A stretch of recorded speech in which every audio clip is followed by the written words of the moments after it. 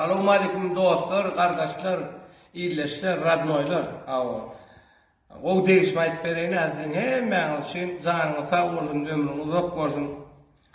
Hem ben bir yürücüğünü besleyen arzu vardır, şu arzularını yetmenizi, yaxşı niyetli tutyan arzularının hasıl bulmanını ilk biri vardır dileyen. Biri kuyuğaz yani kendi. Yani kuyuğaz, şu kuyuğaz oturuka, yani hinnen yani orada çemerler. Hinneni şu kuyuğazın şu yukarıda kum çıkıp alayan şey, içerisinde bir aydın nettu dedi hinnen.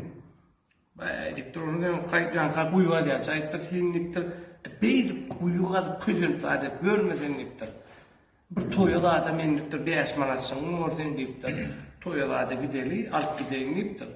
Taşından deyiptir, gerek o da bundan kadı ver, bundan yörediyor, bir kærgen oldu deyipti.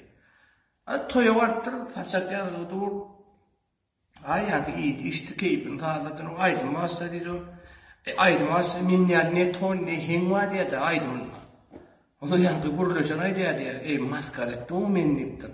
Başka baksam tutmadı ki senin soğumuna bu toy giden toy meherli adamdan karası ötüyor. Ne mutlu sana deyiptir. O kuyuda yaman kovay diyadına ne mutlu deyse.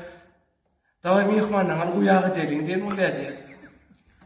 O son kadar Halife Aslan aydın siz için yerine yetip vereyim. Dinlenliğiniz adam.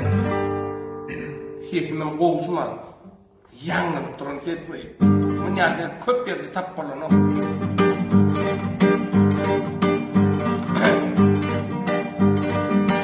Sağalar! Bak sağadım da. Sağalar! Sağalar buldum. Yok dur.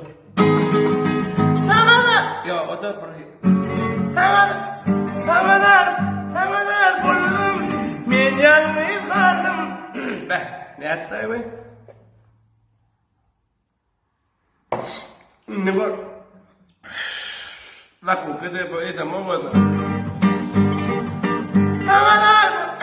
Bu arada közep durmayın adamlar bağışlan. Beni tarlığın buğun gitmedi. Şurada tarlığın buğun yetemedin derler. O tel kaçsan mı ödaydaydın nasıl ödaydın?